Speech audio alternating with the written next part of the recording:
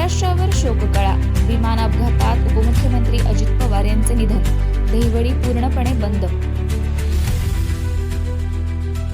महाराष्ट्रासाठी अत्यंत धक्कादायक अशी बातमी समोर येत आहे.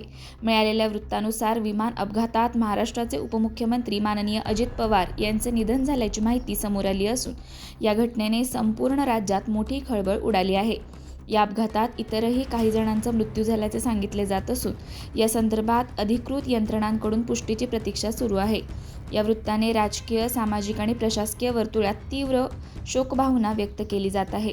अजित पवार हे महाराष्ट्राच्या राजकारणातील अत्यंत अनुभवी, प्रभावी आणि निर्णायक नेतृत्व म्हणून ओळखले जात होते.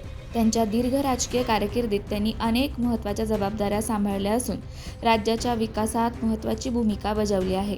त्यामुळे या वृत्ताने सर्वसामान्य नागरिकांपासून राजकीय कार्यकर्त्यांपर्यंत सर्वांनाच मोठा धक्का बसला आहे. या अत्यंत दुःखद घटनेच्या अनुषंगाने दहिवडी शहर पूर्णपणे बंद ठेवण्यात आले आहे.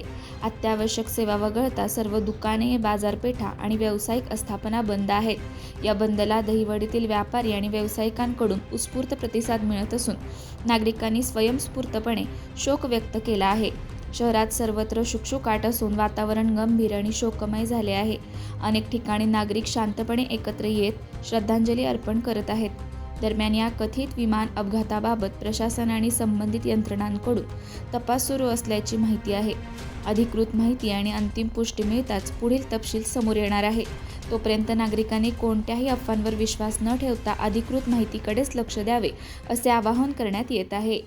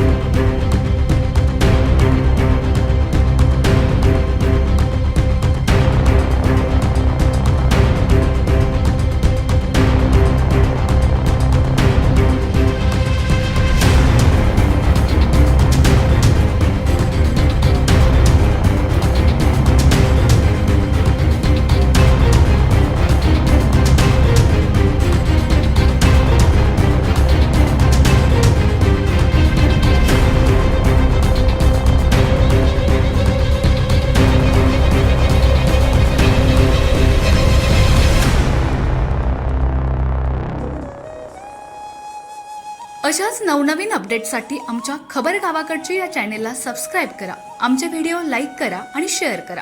धन्यवाद.